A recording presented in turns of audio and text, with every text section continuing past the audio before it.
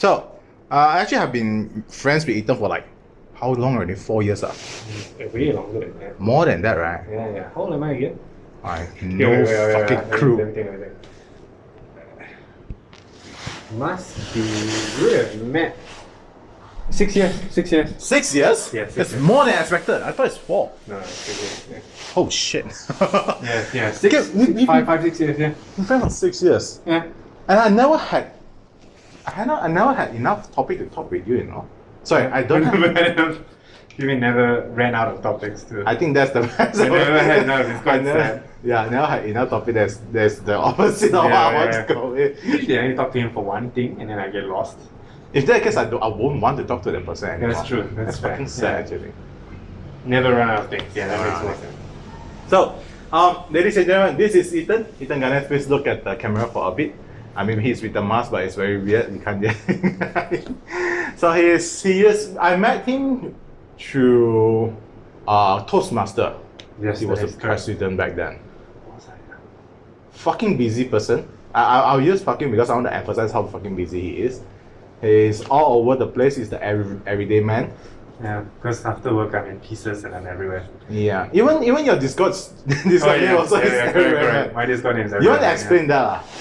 Everywhere, man. Oh, yeah. It was just something that a friend came up with. Basically, the idea is, it's quite flattering. I don't think it's true at all. But he said that I do so many different things that the only way it's possible for me to do all these things is if there's 7 of me. So, yeah, then he gave me the superhero name Everywhere Man. Which I guess is alright. It's pretty cool. Did Danny give it to you? Yes, correct. It's this dude called Danny. Yeah. Interesting. Okay, so today I actually have listed out a lot of things I want to ask you. I'll let you see later if you want to see if I It's quite a list. It is.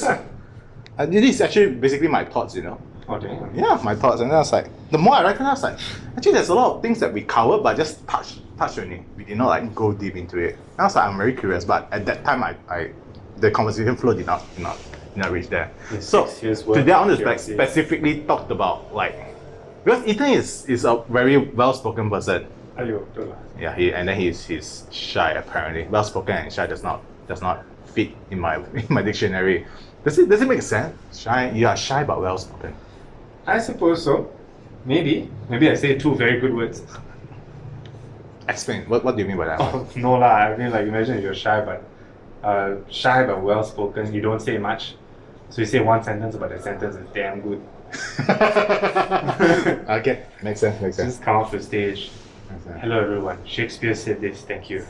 I'm sorry. I'm shy. Profound, but 2 sentences. Okay, I think you are not shy if that's the case. No. You're not shy. You are. Okay, you are shy to compliments. Oh yeah. I get embarrassed when I get compliments. Yeah. Embarrassed to compliments, not shy to. That's not shy. That's different thing. Correct. I'm not shy at compliments. I will accept them. It's just very badly. Poorly maybe. Well, it's compared to last time when I first met you, it's definitely better. That's true.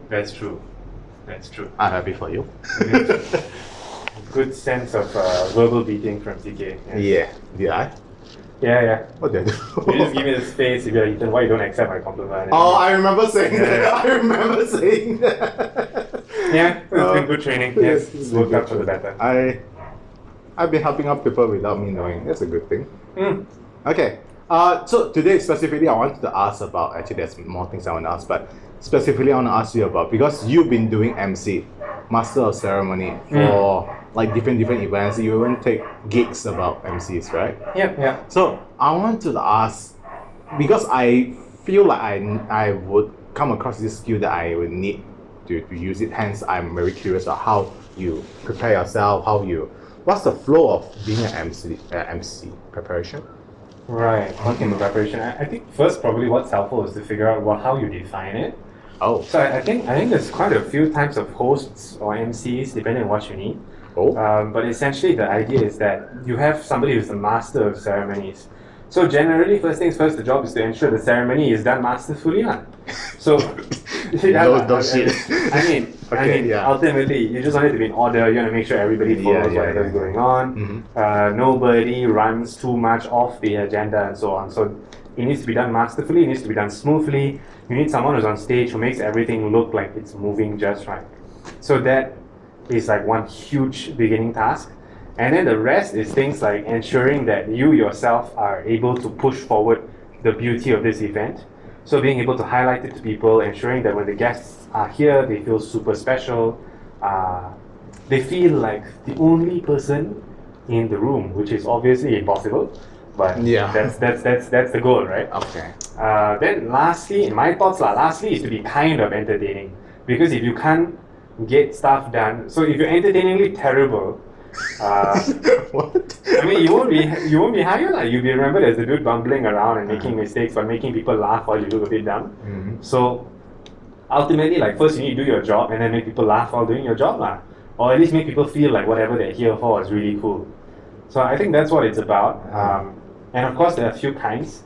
I think you would have seen as well. You have the kinds who are more informal, so the casual ones, the what up party people, we're here to get fucked up, that kind of MCs and hosts.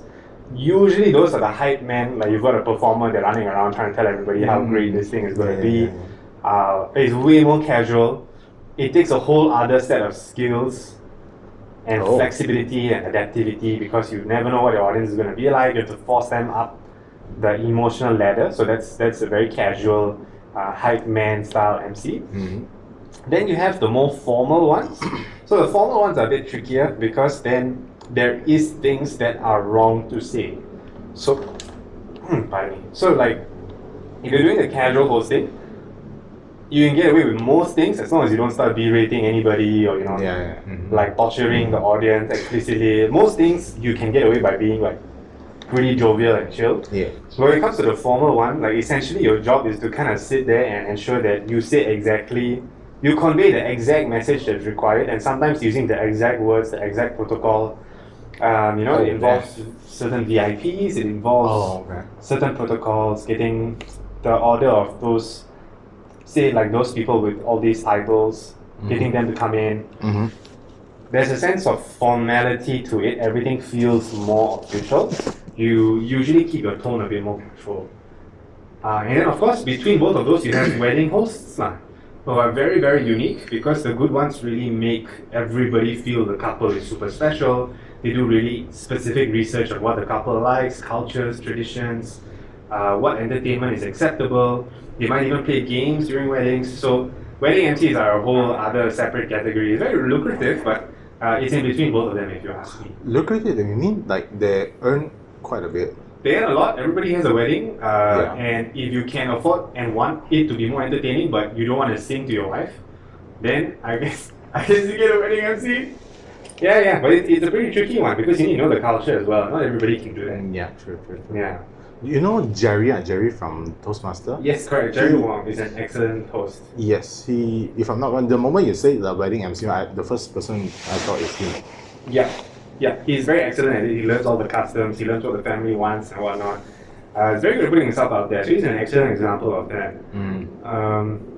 Sorry, your question was like, what is the process, right? First, your process, or your process? What is my process? Yeah, you're true. You're right. The process is different for every person. Because I didn't know there's like so many different types of things. But it makes sense. The moment you explain it, I noticed that, I encountered this kind of MC before. I encountered the formal, the stern type that cannot make any mistake kind of thing. It's like, but usually I quite enjoy MC, because you are kind of like more towards the formal, but not fully into the formal. It's like borderline. You still can joke around slightly, but you're still carry out the formal meeting. Right. That's what I feel. Thanks for saying that. That's quite a nice compliment. Personally, my thoughts is, if you talk about just processes first, like how does this link to that whole vibe of being a bit of in between but more formal? Basically, whenever you think about a formal event, very frequently the client prepares the script for you. They prepared the script, not. That's correct. So it's actually, I wouldn't say it's disappointing, but the standard isn't very high. Expectation, sorry. I wouldn't say standard is not high. I would say expectation is not extremely high.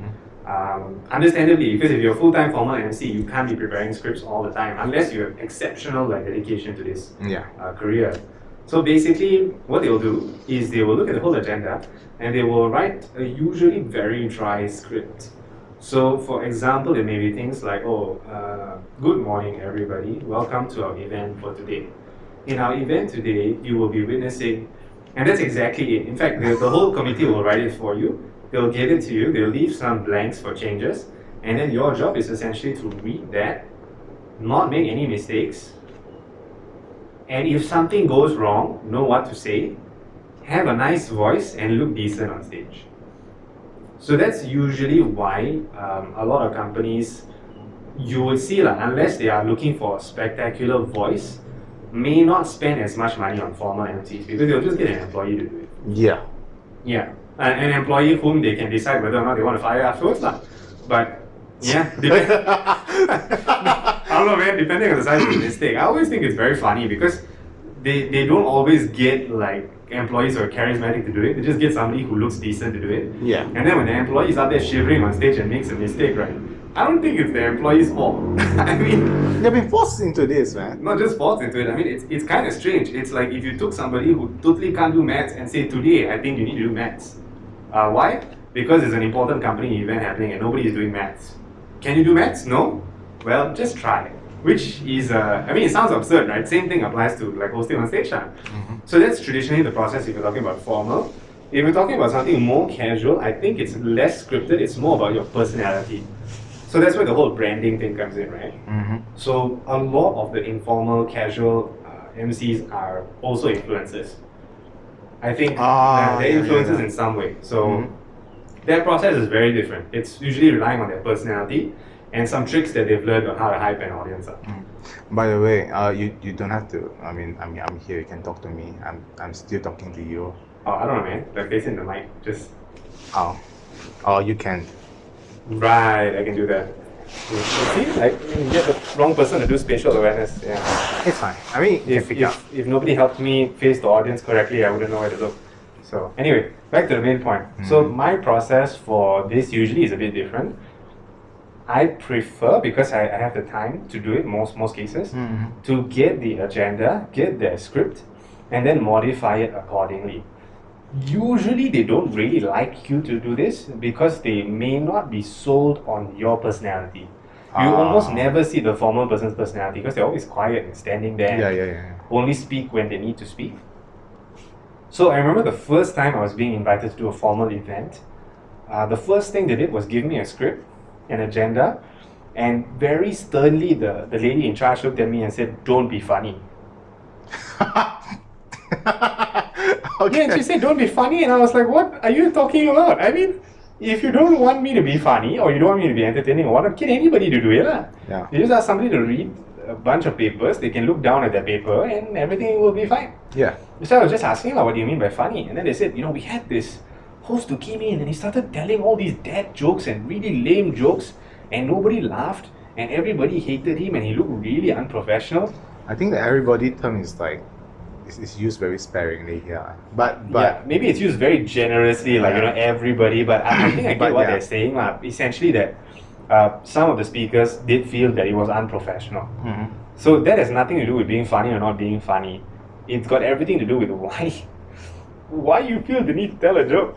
The people, the speaker is, sorry, the MC the itself. host itself, does not respect in the sense, for me, I see is like does not understand and respect the floor.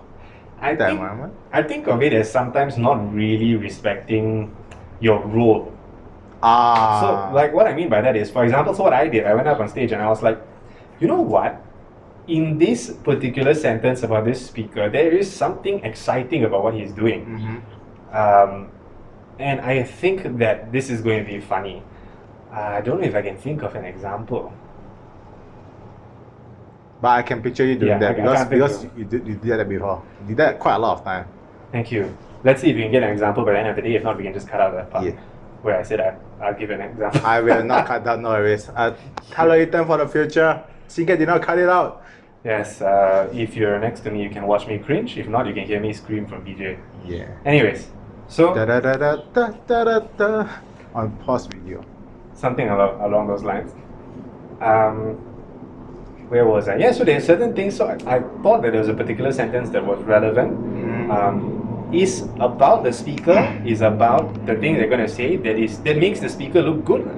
you never want to make a joke that makes the speaker or the topic look not significant or boring or dull. So I said a few of those, and everybody was laughing, or at least chuckling, right? Because not everybody laughs at a formal event, lah. Yeah, that makes sense. Cover your mouth, laugh a little bit. It's before masks, right? So you can see people covering their mouths and laughing. So when I saw that, and at the end of the event, I was like, "Oh shit, this guy's gonna kill me," because they said no humor, no jokes, whatever. And I couldn't. It's more dry. That's super dry, man. Yeah, don't even ask me to come, lah. Don't ask anybody. Just force one of your committee members to do it. So then after that, they came to me, they're like, "Yo, you did such a good job. You're very entertaining," and so on. In my head, I'm like, "What the fuck, guys? You just told me don't make jokes." I think when they convey don't be funny, I think they don't understand like what is being entertaining, what's being funny about like a qualified person to do a job and not qualified person to do a job. It's like there's two distinct difference, and a lot of times that even myself, I'm not educated until I asked you today. Only I like, oh, actually there's so many different kind of MCs. So yeah.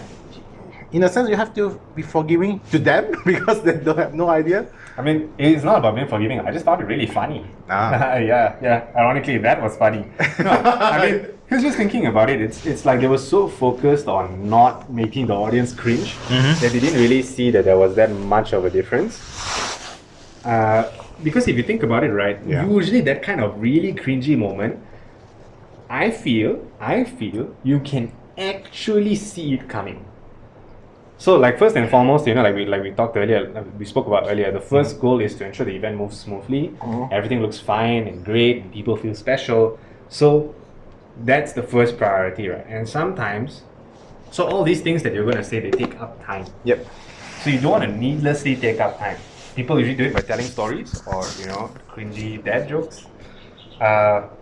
Usually, during those moments, I mean, I don't know, check yourself, like in your personal life. Sometimes you feel there is this thing that you want to say, there is a joke, it's technically funny, it's funny to you, your gut tells you it's not going to be funny. Like you just want to say it, but then you can just picture the face going, Ethan, what in the world? Yeah, that sound, right? You can just hear that sound coming, but you're like, no, I think it's so funny, like I want them to laugh at the thing that I find funny. And then you insist on saying it, and then immediately all your friends are not your friends anymore. Or at least, I like that one. At least not for the next 5 minutes, lah. You'll be friendless for the next 5 minutes. Just deactivate your Facebook account one shot. But you can get that feeling, and I feel like many people know it too. Like right before they say something cringy, they get this gut feeling like, should I say that? Should I say that? Should I really say that? Screw it. It's funny. I'm gonna say it. It's probably not funny. So the thing is, right, a lot of times what we're asking for when we say that is we want somebody to validate that we are funny, or the thing that we're thinking is funny. But you being funny is not important.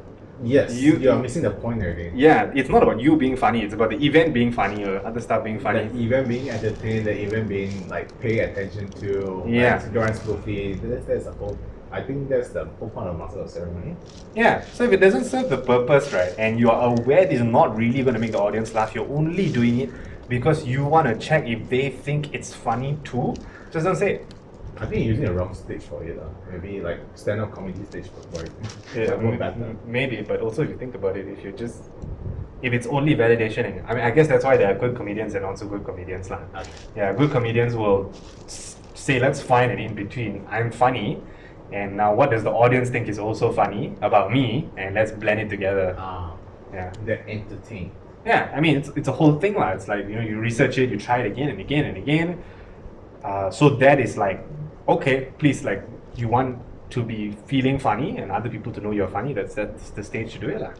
Now that we're in this topic, I just thought of this, like, I never come into this conversation before, like, funny and being funny and being entertaining, right, is two different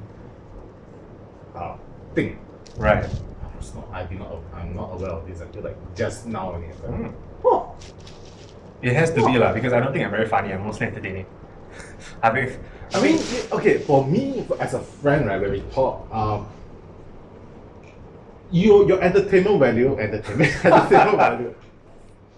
I think I use a very weird term here, but no, it's a very profound word. I like it. Entertainment value or entertainment level is quite high. Funny, I think it's because we banter, we exchange words, and then somehow we just laugh at things that we find funny. It's not It's not that you or me being funny. It's Oh no, last CK. I think we are quite funny. It's just that it's just that on stage being funny is very different. No, because because being on stage is very different. It's about timing. Nobody knows you. Yeah. Because if it's your friend, then you say some weird shit, then they're like, oh yeah, he is weird. So I accept that it's funny.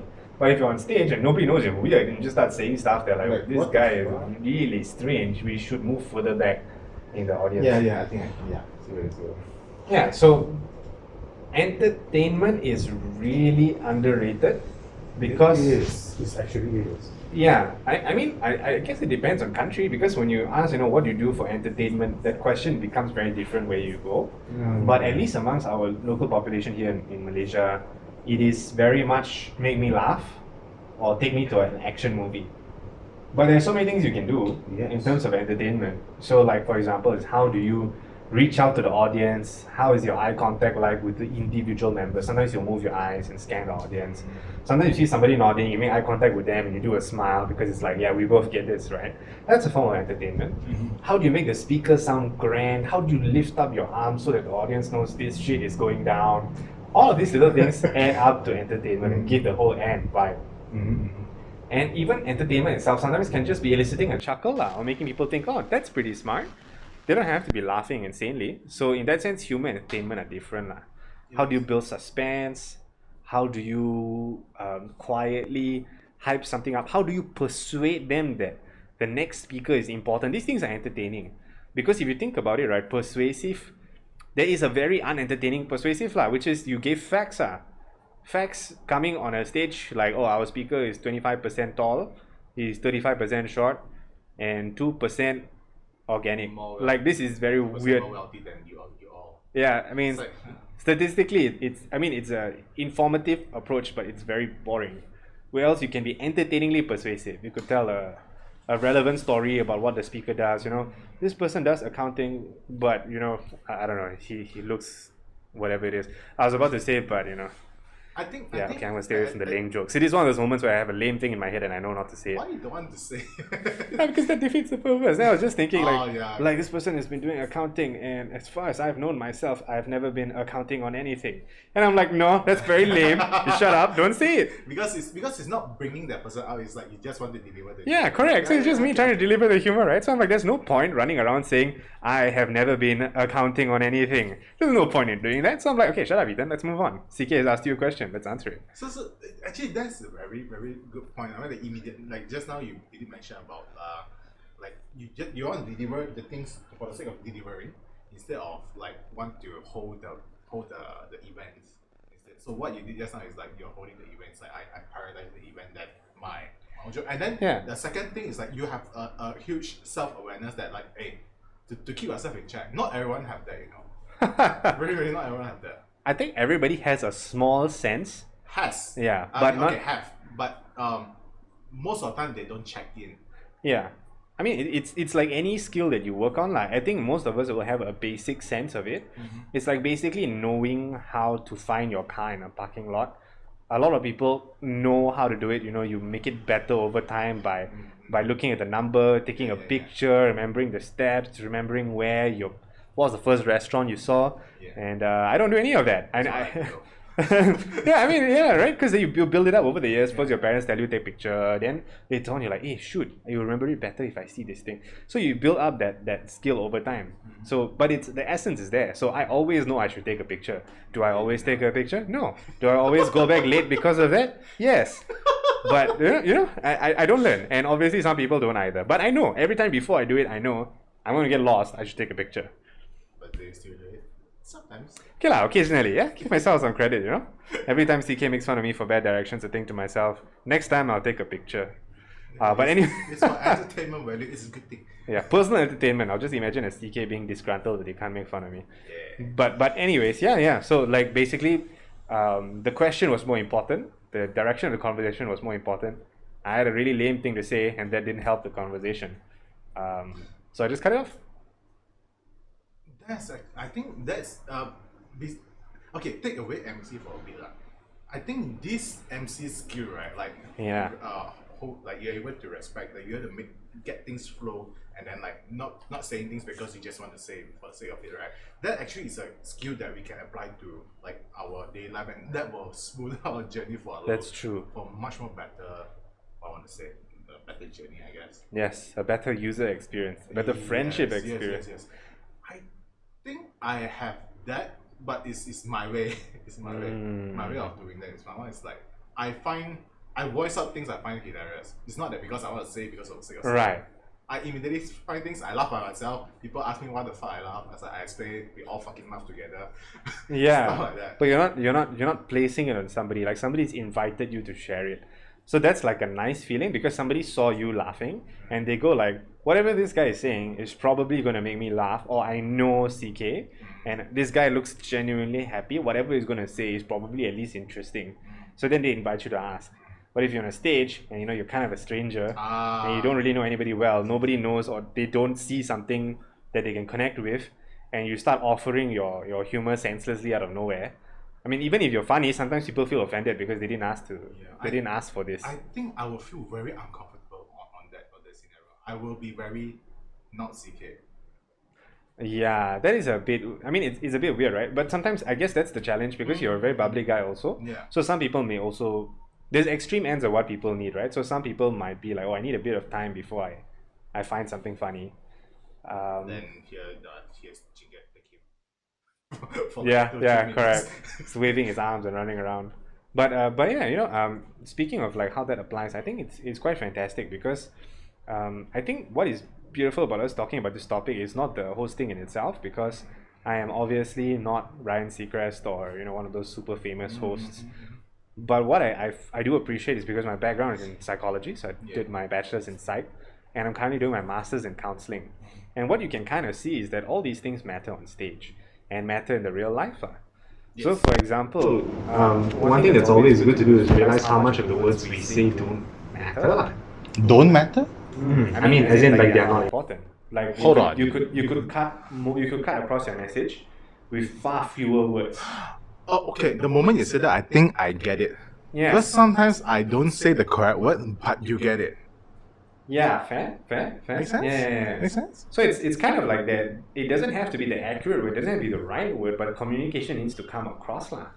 I think most people are, like, especially now, the people I know, the youngsters, are very... Fuck, I'm 30 years old this year.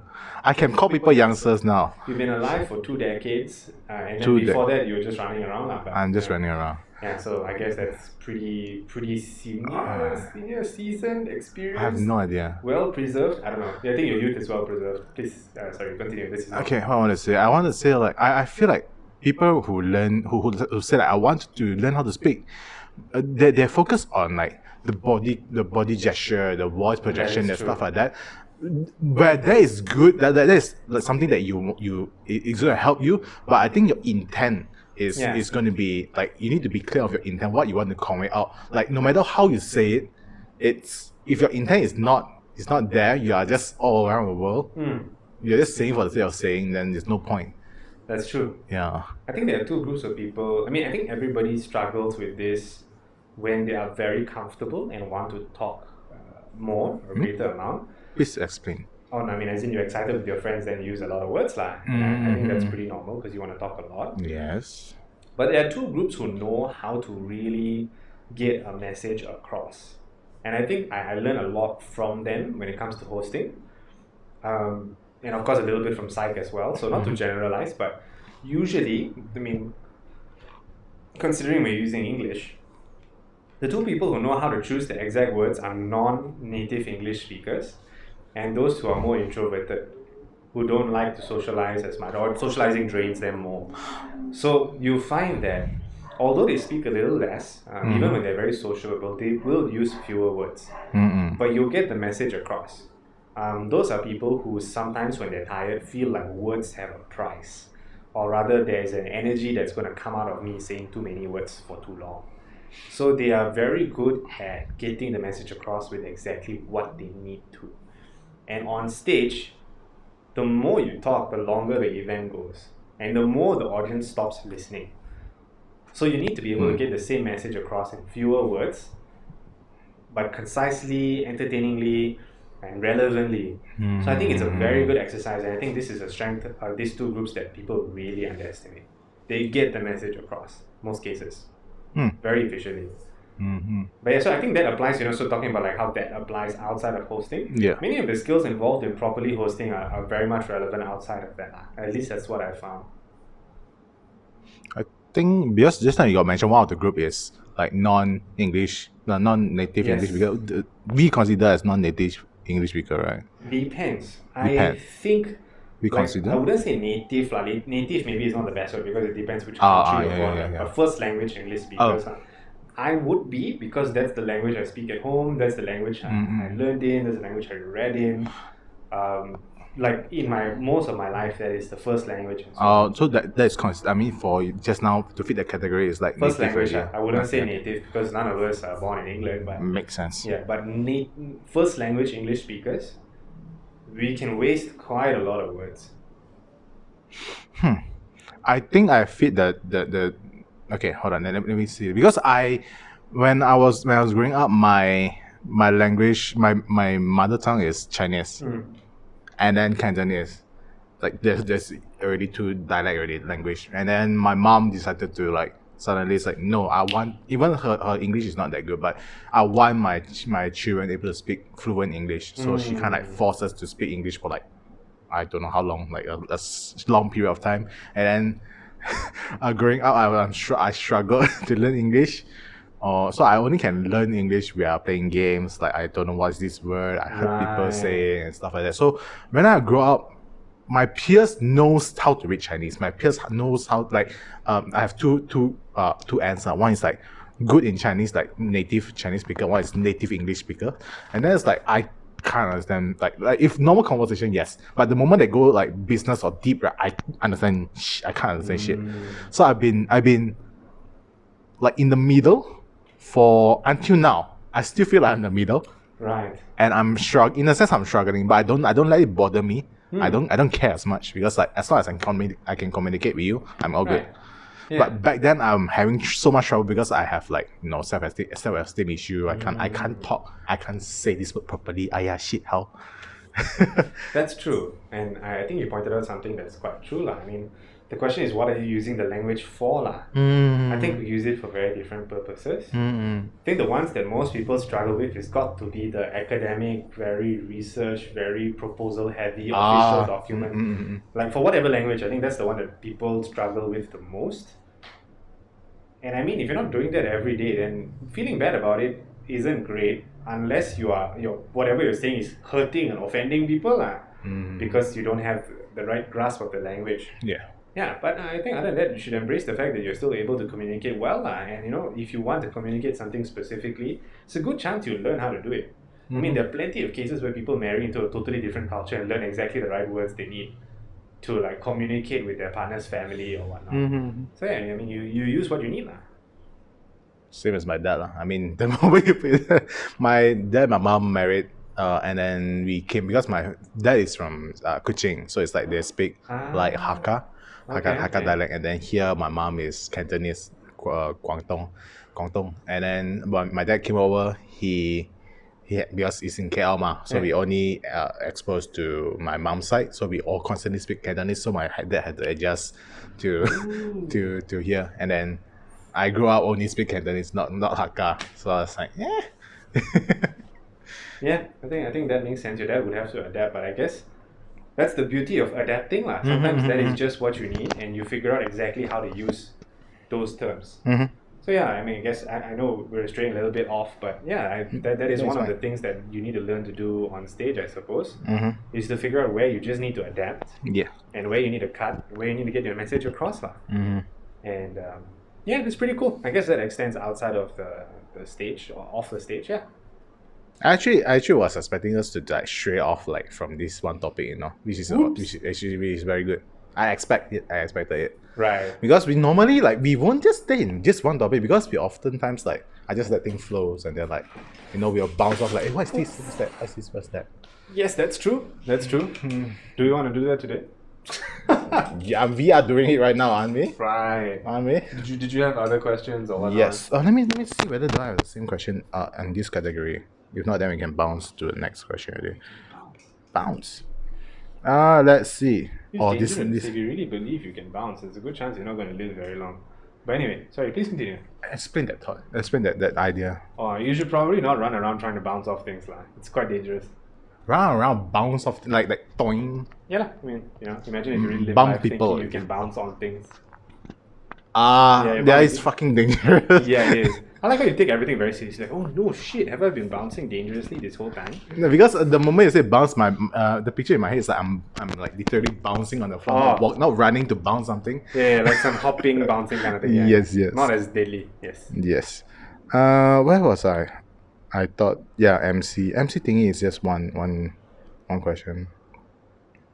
Yeah. Oh yeah. Do you prep for your stuff? You did mention about the MC already. So, I mean, I guess can go on. Oh yeah, I think you told me about this before. But I wanted to know more in depth, like why psychology. Why psychology? Yeah, so you've been studying psychology right now, and okay. you're pursuing your studies in masters, right, for psychology, and then a lot of things that you do is actually related to this. Related to psychology or related to hosting? I think I did this. I don't know whether I word it right or not, but I think like things that you do like got touched. Okay, how about like this? I think it's about it. It's more towards like you study, but you relate things in your life with psychology. Oh yeah, of course, that's fair. Yeah. Makes more sense, right? Yeah. Well, I'm not mistaken, psychology is the scientific study of the mind and the people that go along with it, usually focus on the individual. So, fun fact, sociology is focused more on the society and the larger group, whereas psychology is on the individual. Is it the same thing like sociology? No, like is this still study about psychology under? There's some elements of psychology, but sociology is more like the groups of people. So the minute you start grouping too many people up together and looking at how they behave and whatnot, you're moving slowly more into sociology. Oh. The combo is social psychology, but sociology is different. That's one of the first few things they tell us. Yeah, psychology focus a lot on the one person. Yeah. Mostly the few one people, so family and whatnot, but not as much a community, unless you start going down special routes. But anyway, so psych involving studying the individual, their mind, and so on. No, it was just an idea. I think it cut short halfway because once the pandemic opened up, so this is not something we've addressed, and I think many companies are dealing with this problem, is that once the pandemic started getting better, people had an excuse to not stay home. So they start leaving. So anything you want to do virtually just collapses. So one thing that's hard to say is whether or not it's gotten better. Like, is everybody done like being too excited about going out? Will they stay home for webinar? I think for it's still gonna go on for a bit. While, right? I mean that's why it's hard to say lah. So like because of that, like whenever we invited our regulars to join, like it was, I mean they want to go out and get fucked up or whatever, and I don't blame them. I want to do the same thing. So that's on pause for a while. I mean, you did, and you get you did go out, and then you get celebrate, and then you get COVID come back. Yeah. Okay. That was such a sad joke because I was out celebrating my friend's birthday. Yeah. And next week I couldn't celebrate my birthday. Well, yeah, here you're still alive. We are still able to talk to each other. So I guess. Actually, speaking of birthday, right? It's a good consolation prize. Yeah, it is. It is. Alive. No, I mean being alive is great, but yes. Continue. I have two thoughts right now. One is like, how do you feel about birthdays? And then second question is like, what do you think about people who like, let's say I'm showing my thoughts on my negative on some subject. I'm sharing like maybe whining or something like that. Sharing what? Whining on. Oh, whining. Okay. Whining and then sharing some negative thought on the subject, and then someone, let's say the listener who comes say, hey, but at least you're alive. Oh, I think the bar of being alive is quite a low bar. At least you're still happy. At least you're. It's like I feel like you're just dismissing life. Yeah, it is a bit dismissive because if you're saying then at least you're alive, then well 7 billion other people are alive. Yeah, and then that's also disregarding the fact that everybody started at a different baseline. What do you want me to do? Reverse time and Being tell alive? myself that I need to suffer more, how am I going to suffer more and then be glad I'm alive? That's not really doable. Yeah. Because Yeah. that's the one question that I cannot, like, I did not really answer it. I didn't really try to answer it, but it's like, just in my brain, it's like, at least your life's like, oh, it does not sit well with me. I don't get it. Yeah, I think most importantly, like I receive this piece of advice quite frequently. Not to say quite frequently, it's a good piece of advice. The question is, so it's very easy to ask if this is a good train of thought or bad train of thought when somebody tells you, you know, at least you're alive. But the good thing, one of these ex-bosses of mine told me is you can just ask yourself, is this helpful or not? Which is way more, it's way more helpful lah. So imagine like somebody says, you know, so you're ranting about your life, you know, you're having a difficult time, you just want to get some meluahkan emosi, or like, you know, let out your emotions. And then somebody goes, well, at least you're alive, at least you can smile, at least you have two hands. And then you say, yeah, okay, that's true, but I don't find this thought helpful lah. So as in, it's not helpful for you. So, you know, like what else do you have in mind? Like being alive, this thought doesn't seem to be very helpful to me lah. It's something I'm grateful for already. What else would you suggest? So ultimately, when somebody is giving you advice or whatnot, the question is to ask ourselves honestly, is this helpful for us? Because if it's not helpful, then it is okay to seek other methods of doing it lah. Because we're not asking you if it's good, because sometimes good things, things that feel good are obviously not helpful lah. Right? Actually, it's true. I mean, Actually, it's true. yeah lah. So let me say, like I'm sad. Alcohol is good because it makes me feel happy, but is it helpful? Probably in the long run, no lah. No. so you can't. I mean, asking yourself what's good and bad is very difficult. But what is helpful to your scenario is way more objective. So I mean, if you're already sad, drinking more alcohol is not helpful. It's convenient, but it's not helpful. Yeah, so there's a distinction. Feels sense. good, not helpful. Makes sense. So okay, go back to the first question I asked. It's like When people say sorry. are we going back to the dismissive thing? Or? I asked two questions just now. One is I'm being dismissive one. The first question is derived from your statement one. I think we way past that already. Right. Okay. What's the?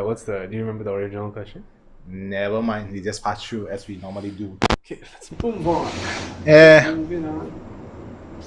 Oh, this from me personally.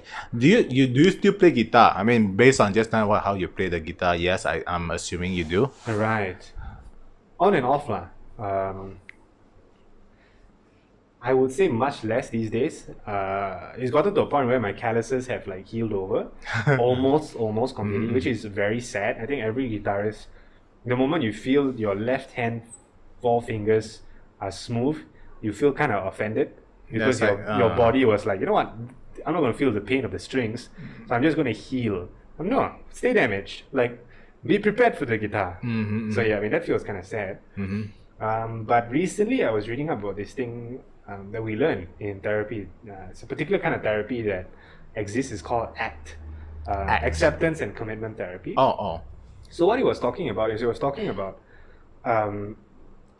when hobbies and when those activities that you normally do to recover or rest are helpful and when they are not. So what this meant, right? So a really good example is, let's say if you're very stressed and you're tired of your work and whatnot, and you think, okay, to feel better, I'm going to start volunteering every Saturday at a homeless shelter. It's a good thing to do. It should make me feel better. Or for example, you know, you think I should start drawing or coloring, picking up this hobby.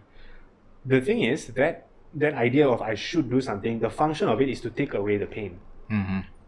But essentially, by just taking away the pain, most cases in some cases you might be avoiding the pain. You're not actually fixing it or getting better. I see. So what they say is you must pick a restorative activity that refreshes you, that you actually find meaningful.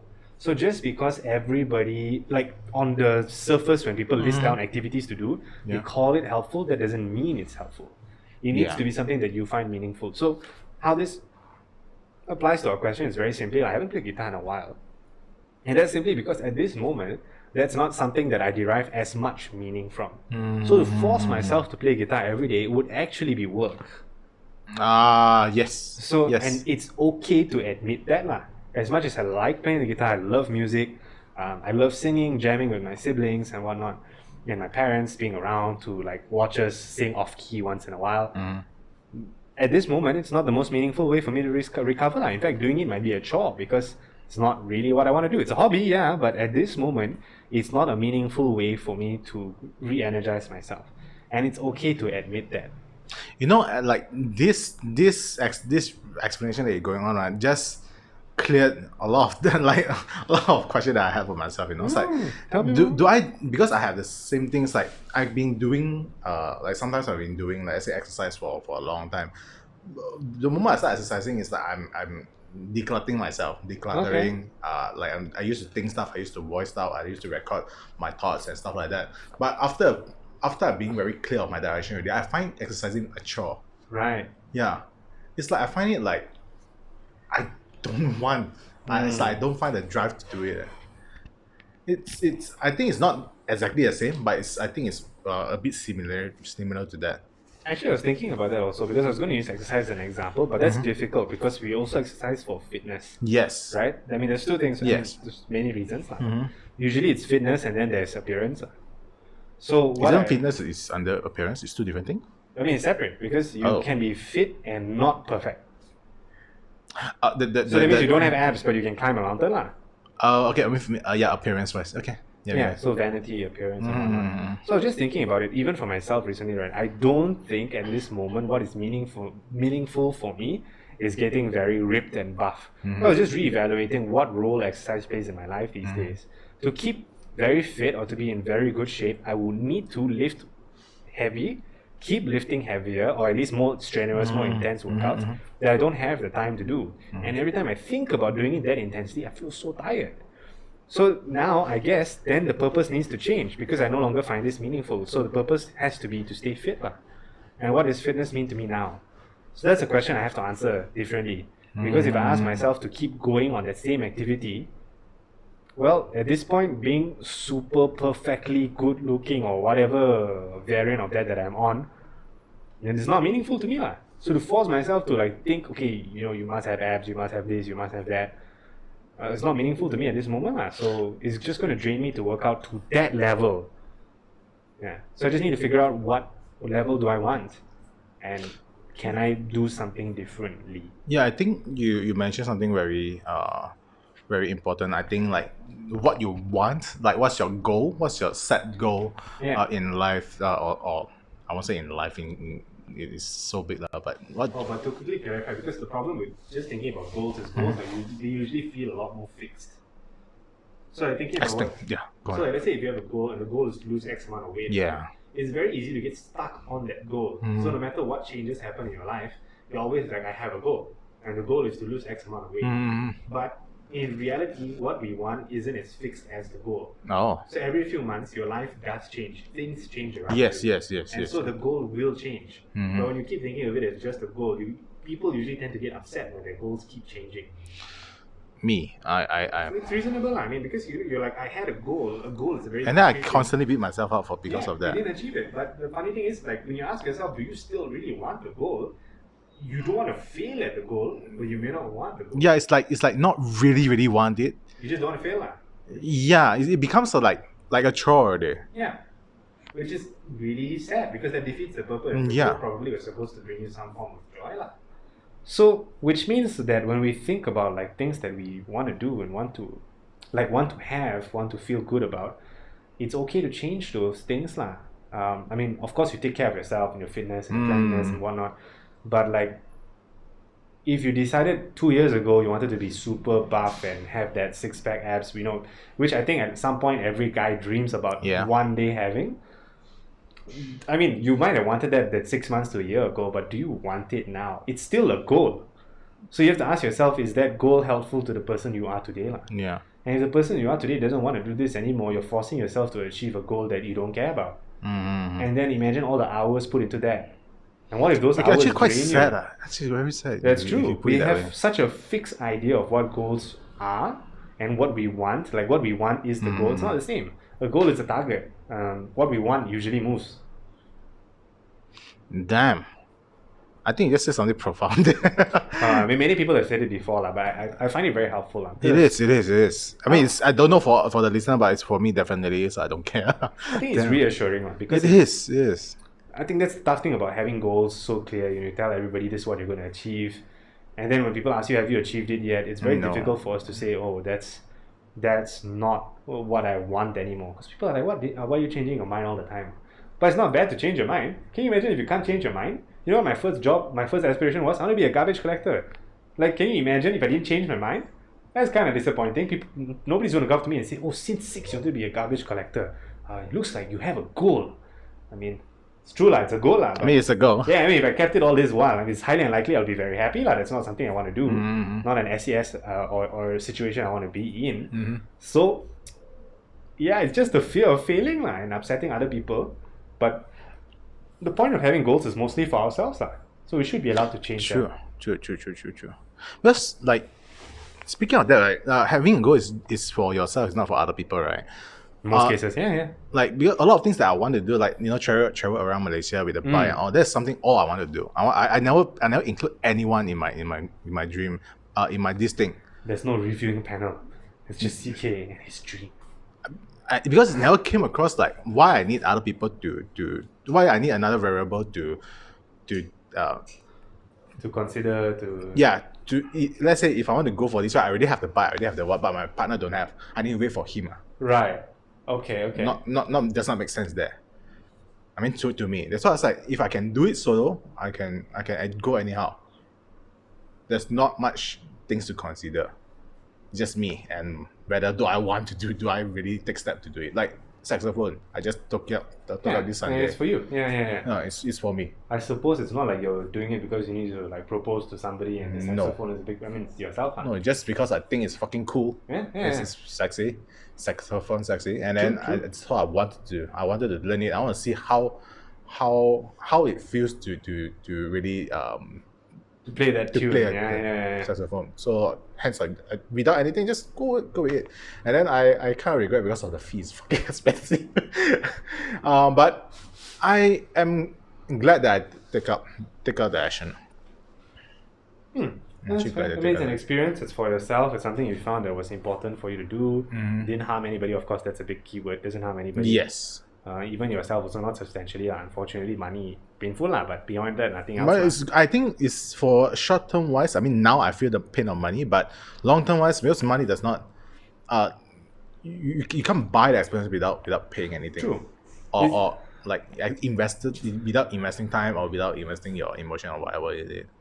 Actually, that's really interesting. Now that you mention it, right? Oh my God, we should just do a session on basic psychology principles with different life events and whatnot. Because I was just thinking, it's kind of scary when you start making money the goal, the end goal, because what we know in psychology and in terms of behavior, right, human behavior, money has no value. Money by itself has no value. Correct. So yes. I mean, even the reason why we value money is not because money has value. So we have this thing. First, it's called primary reinforcer. It means the immediate things that make you happy: food, drinks, meeting your family, meeting your friends, traveling. Okay, maybe not traveling. Traveling is something else entirely. Is it something else entirely? Primary. When you think about primary, you think about basic human needs. Oh, basic human. Okay. So sex and whatnot. So these things are all primary things. Yeah. And then you have other things, things that you want to buy and so on. But these are secondary idea. So these are also they're sort of primary, but let's just think about them very basically. Okay. Things like money are a secondary reinforcer because we have been taught that with that second thing, I can buy the first thing.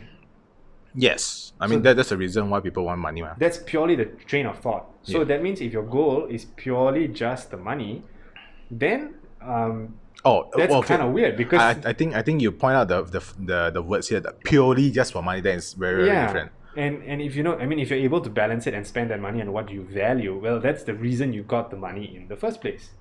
Yes. So essentially, if you didn't explore once in a while or take some time off to use the money for entertainment, essentially you're telling yourself, I need to work really hard so I can enjoy my life, but I can't enjoy my life now because I need to work really hard. so that someday I can enjoy my life.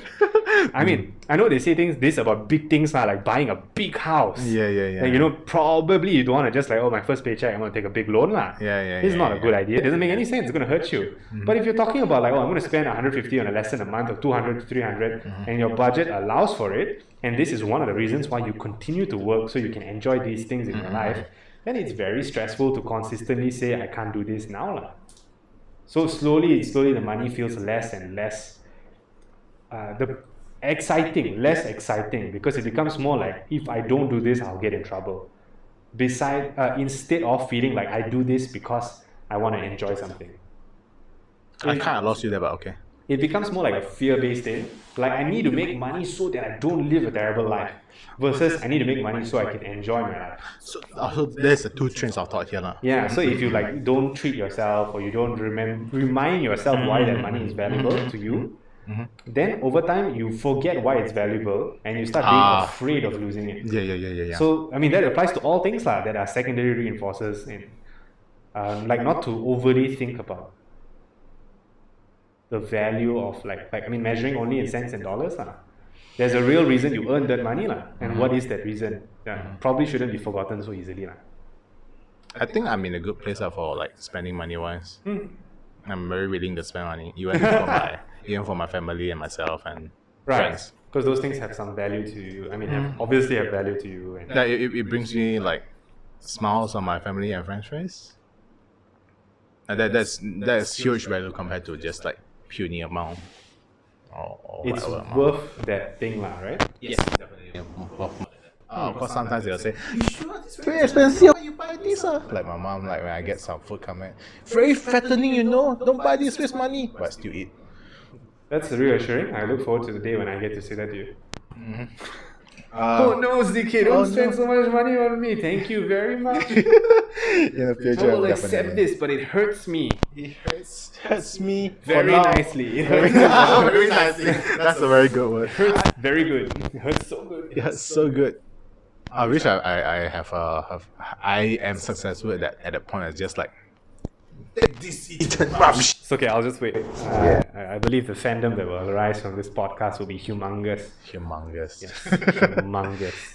Speaking of this, I think I want to do this for now. This podcast is just going to be people who I'm close with, and I can talk to, and I want to know more about that person. So this so far it's more towards satisfy my curiosity. Right. CK wants to talk. Yeah, CK wants to know more about this person or knows about this specific topic, so I bring this person in and talk about it. CK wants to know. Oh, that's gonna be the podcast name, I think. Who wants to know? CK wants to know. It's cool, Yeah, man. This is my first question. When I read it down, I wrote, what do you do to get out of a problem, or how do you handle a problem? I don't know what context is this, but I just read the first question come out is this. That's a rather strange question. Yeah, it's very strange. I don't know why. Obviously, you solve a problem like Maria. But anyways, oh, you know what that is, huh? No. No, it's fine. It's a Sound of Music thing. Anyway, so let's see. How do you solve a problem? No, but the problem is very subjective. Yeah, so correct. it's I can't use one way to because I do this so I can achieve this, so I can solve this. That's true. That's why now I think about it, it's actually very kind of weird. a strange question. It is. Yeah, true. It's very weird. But So, I guess you have exactly the starting point, which is to understand the question. yes. Understand what the problem is and what kind of problem it is and so on. Yeah, and then you can slowly dissect it out and then plan out stuff like that. Is it the same for you? Yeah, usually. You do the same.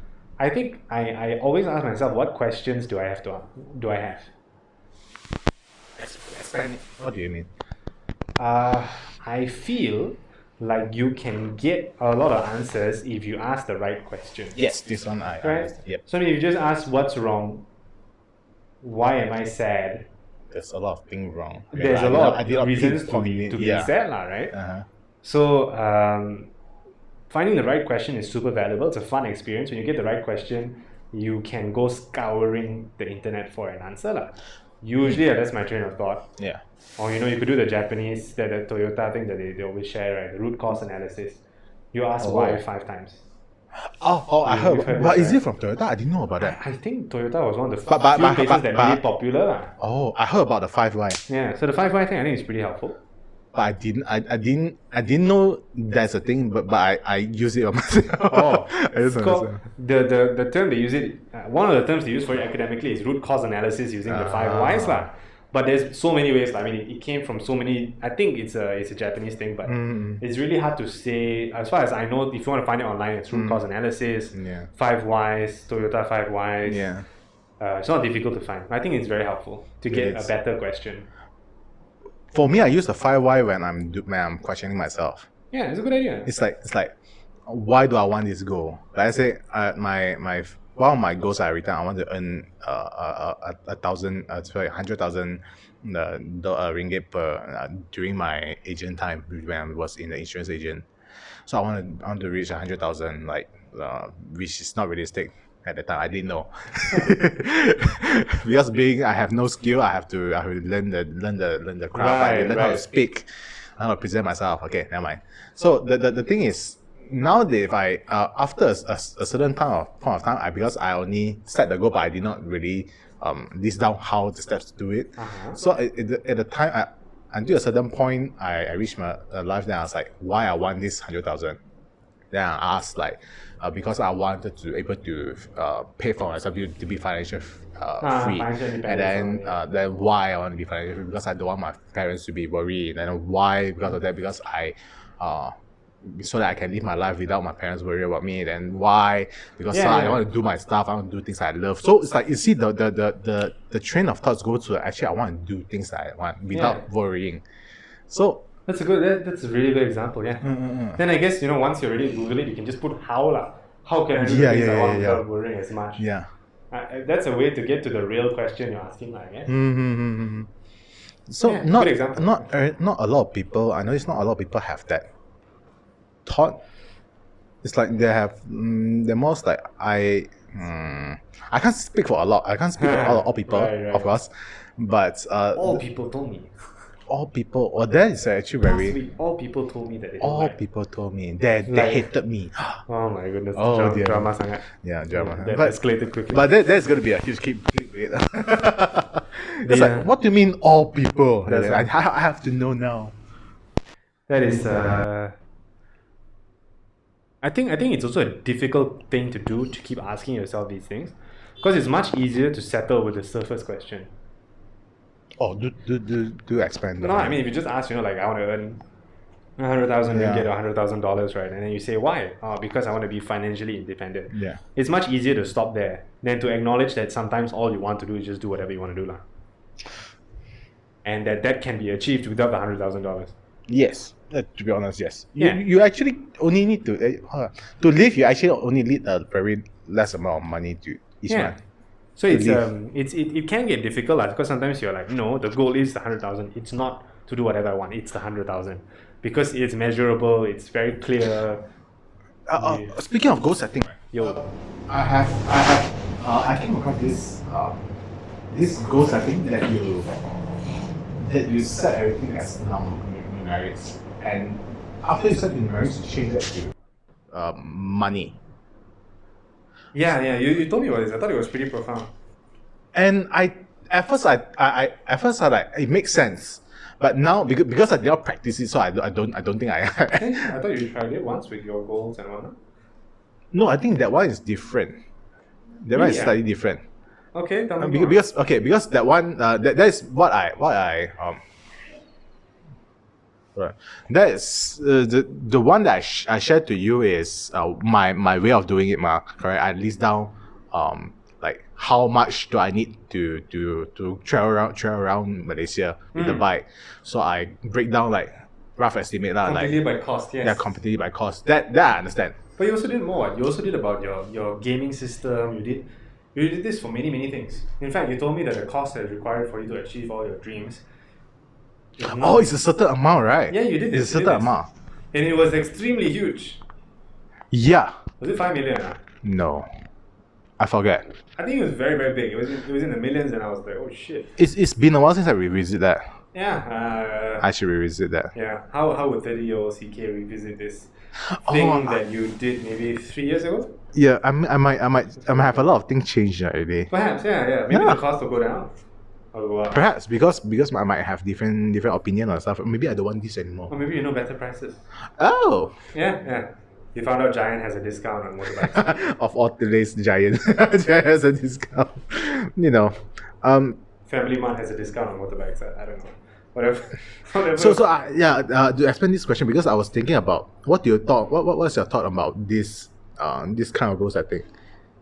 Because I don't see or because I do, okay, goal setting with using this kind of ways is not everyone talks about it. That's So I don't encounter people who uses or talk about how do you set goals.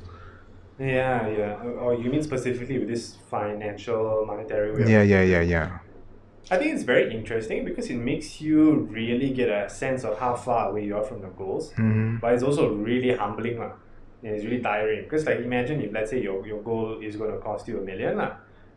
And then I think at one point, I don't think this is the same at this day. I think instead the cost of raising a child all the way can cost close to $1 million. Yeah. In certain contexts. So let's say you know both those things, right? To achieve my dream of like, I don't know, flying around the world one time costs 500,000. Mm-hmm. Completely wrong numbers, obviously. Yeah. Unless I'm correct, which would be very cool. If it's correct, then I knew it. If it's wrong, then I didn't know. I mean, I'll do a Anyway. research for it. Thank you. But yeah, so let's say you think that's the amount, and then suddenly when you want to have a kid, you're like, oh shit, I can only have half a kid. Yeah. I mean, like that's how math works, right? You can have half a kid, Yeah. I get it. So like, oh shit, I can only have half a kid. Like, kid's not even real, but you can only have half of it, which is kind of depressing, lah. So I guess you kind of have to have a pretty big stomach for it, lah. I mean, I have a very big stomach here, but I hold on. But when you mentioned you kind of need to have a big stomach for it. What do you mean by that? I'm sorry, I am recovering. Okay, anyways, You're going for what? from the big stomach. Anyway, actually that is a difficult thing because they can So- be overwhelming, lah. Because you need to make a big decision. Like it's either raising a kid or either pursuing your goal. It's the big decision, and then the next question becomes, right, is it even feasible if you think about it in those numbers? Because so I like to think about it this way, but again, of course, this takes practice, right? It's remembering that current you cannot do what future you can do. Hold on, let me digest that. Current you cannot do what? Future you can do. Okay, yep, I get it now. Right? So let's say current you looks at this and goes, holy shit, how would I ever make $1 million? Who knows? Future you might have the money, the ability to make that $1 million. So a lot of times we get caught up in like what we today can do. Yeah. And I can't make $1 million today. I'm guilty of that. Until this point, It's a very reasonable feeling. Yeah. So like if, for example, most human beings get caught up in that feeling, to see the actual cost of your dreams, then present CK and present Ethan cannot afford it, lah. And my present Ethan will never be able to afford it, but future Ethan, I'm not too sure. Yeah. So that's why I guess it's a bit hard. If you feel you are motivated by these kind of scary numbers, or like numbers motivate you, then I guess it's good. If not, then maybe it's not the most Best way to do it. because especially if you're talking about your dreams in sum. If you have dreams one by one, then maybe it's easier, lah. Yeah. Or priorities in your dreams and whatnot, then it might feel like a smaller mountain. But if it's your compilation of all your dreams and the total cost of all of them, I think emotionally also you bankrupt first before you. Yeah, I think this not for everyone. Because for me, I as I list them down, right, I do, like some of the things I definitely cannot achieve at this moment. So I was like, I put it aside. I don't think about it. Yeah, I think it's quite a skill actually to put it aside and have these figures and calculations. Yeah. It's definitely not something everybody can do without getting too stressed. So I think like everyone need to have their own version of like this This goal setting? setting Yeah, methods, goal setting lah. Yeah, I mean it's what works for you, like what is helpful, right? Yeah. At the end of the day, I think I still come by to the same thing. As long as you're comfortable being yourself and like in any And situation. if yourself is helpful, lah. Yeah. If yourself is helpful. Yeah, I'm very comfortable being with myself. I smash things all the time. I am fine. But I mean, it's probably not helpful, actually, that is something that I want to talk, because I often use this when I want to encourage people to go out and hang out with people and all, but they have anxiety and all. So I said I constantly give them this advice, because it applies to me. That's why I'm comfortable giving to people. As long as I'm comfortable being myself, people are going to be comfortable being with me. Yeah, that's probably not always the case, lah. Yeah, but that does not apply to every situation. That's true. Yeah, that's true. Does not apply in every situation. And I think I only give that advice when I know that place is like it's friendly enough, and then people are just joyful, and they're like, it's a safe space, and the friend is not going to butcher everybody, like. Yes, I guess that's fine. Yeah, that's fine. But being yourself is tricky, lah. I've been pondering about this this question. Being yourself, what is yourself? Yourself is you, or other people's perspective of you? Yeah, that's an excellent question. I actually had a big struggle with this recently. Is it? Not an existential crisis. Like, just basically after a while, I feel like I figured out who I am by nature. Like, what are the things I enjoy? What are the kinds of friends I want to be around with? What are the kinds of topics I want to talk about?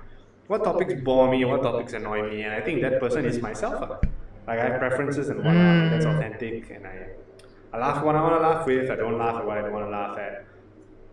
But then I realized, sorry to go back to it, but then I'm like, is that myself always helpful? The answer is probably no. So I'd give you an example.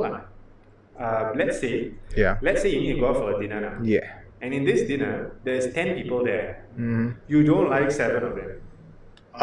But which the 3 a lot of them time. invited you. Yeah. And the 3 of them love you. And I love them. Yes. I mean, presumably, right? Okay, presume. Right? Okay, but now imagine that you need to deal with the remaining 7. By being yourself, you tell somebody to shut the fuck up. Yeah. Or you tell somebody that you really didn't like them. Your face would be sour. You'd be I can't control my first impression. Yeah, That's so the moment I in didn't like that it. sense, being completely yourself is actually not helpful. Yes. I see. So I like to think of it as, don't wear a mask, wear social makeup.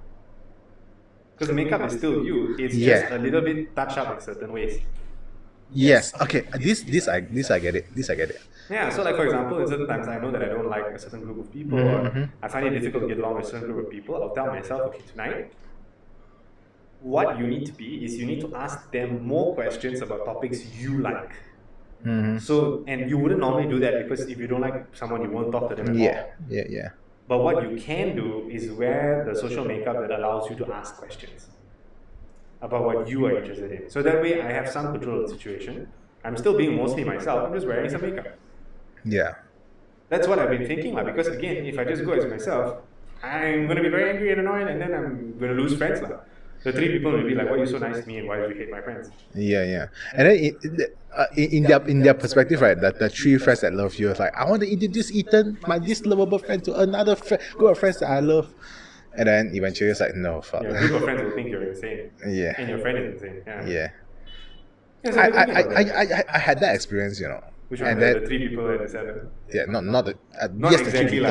Not exactly 3 people, but people who love me that much, who enjoy my presence, bring me to a group of people that I cannot vibe with. Right. I struggle so much, I tell you. Yeah, that I happens. struggle so much. Right? It's a very realistic situation. Yeah, they slapped me to the face like, You just can't like everybody, that's very fair. But if you try and be yourself all the time, people are going to know you don't like them. Yeah. So yes, be yourself, but put on some makeup to ensure that you're protected a little bit. Which is, it's just a way of helping you. It's not... And it's like, not in a sense, I have this term called, even though you don't make friends, don't make enemy.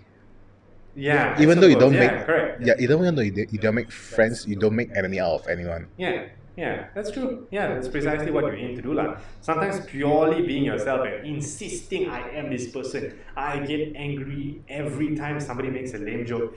Well, then you're going to be angry at a lot of people. Yeah, so, very sad actually. Right? Very tiring some more. That's true. It might be easier to tell yourself, okay, I'm someone who gets very angry at these dad jokes, but instead of doing that, this part of me that I'm going to put the makeup on is just going to cringe, which is an improvement. It's not 100% you, but it's an improvement. So you can still function that way. It's helpful. You'd kill a lot of people. Yeah, that's interesting. Okay, hold on. What time already? How long have we been? I'm very tired. Yeah, very tired. Yeah. Okay, yeah, let's stop this. Okay, ladies and gentlemen, that is Ethan. Ethan and ChinKiat. Yes, And this, I don't know, I have no idea what podcast is going to be called. It's going to be ChinKiat It's called ECK. Act. No, ECK. What? ECK.